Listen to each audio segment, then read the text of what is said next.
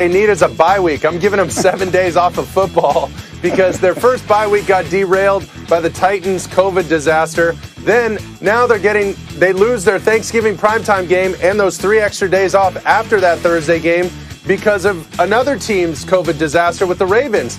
It's just not fair for them. They need a little break. They're on a historic run. Give them a chance to kick their feet up, relax, see their family, and move on with the season. I like that one. That's well played. Bart, who are you getting a gift for? I'm going to give the Cowboys 5 more straight losses because I tell you what, it's going to hurt them. They win this division, they drop down out of the top 10 to the 20s as far as drafting. Yeah, the once great offensive line of the Dallas Cowboys is great no more. Getting older, Lionel Collins hasn't been the answer. Travis Frederick going to that offensive line to do that. They need some draft equity. Lose 5 L's, Green. Okay, I see what you're doing there. How about you, Ninkovich? Who you got a gift for? I'm giving Tom Brady a new head coach because Bruce Arians at this point right now, he's not cutting it. Listen, all his interviews, he is throwing players under the bus. You know, he's asking him about AB. Well, AB was open on that play. Asking him about Tom Brady being confused by coverages. I don't think Tom Brady gets confused by coverages. I mean, just honestly, to throw him under the bus like that, to come out in the media and say the things that he says. Yeah, Tom Brady has been picking the plays, his own plays, and even to say that recently one of his centers just had a career-ending injury. I've never heard a head coach say somebody had a career-ending injury a week after they got hurt. It just who does that? So it's the first time Tom Brady's ever had a head coach throw him under the bus like this. I like it. And again, all of the bus throwing in New England, and you know this better than anybody, would take place behind closed doors. And now here's Bruce Arians. And look, we can talk about the things Arians says. Let's talk about the things that Arians calls. The Bucs have lost 2 of 3. In those losses, Tom Brady has thrown 5 picks. Let's hear from the offensive coordinator, Byron Leftwich, who was asked about the suggestion that Brady is playing in someone else's offense. Here's what Leftwich said. You guys know how I am. I tell you this all the time. The quarterback is the offense. I say that all the time. Remember, I understand that it's still a version of entertainment. So something has to be said. And when plays don't work and when things don't work, that's what comes with losing in this league.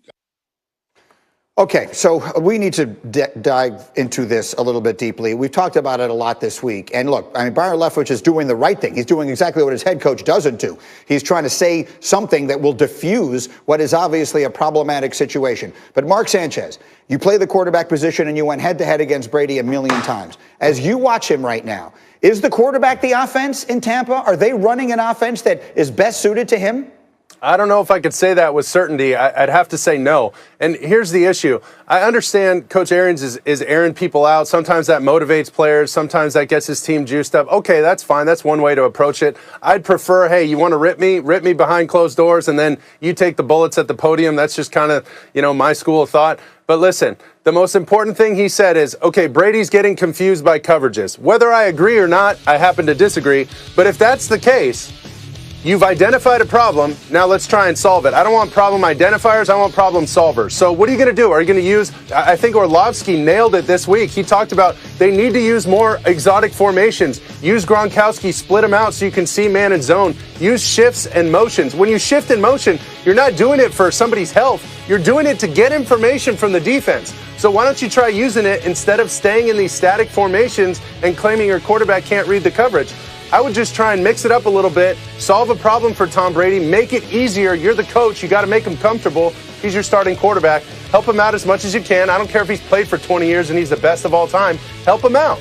I think that's extremely well said. And let's dive into this here. The reality is they don't do that because Bruce Arians has always believed that every play he calls is a touchdown. And if it doesn't work that way, it's because the players screwed it up. But the reality is it's never worked that way. So at some point, let's go back to you, Ninkovich. You were just saying you think Brady needs a new coach. At the end of the day, if this thing doesn't get better the rest of this season, do you think they can keep those two together?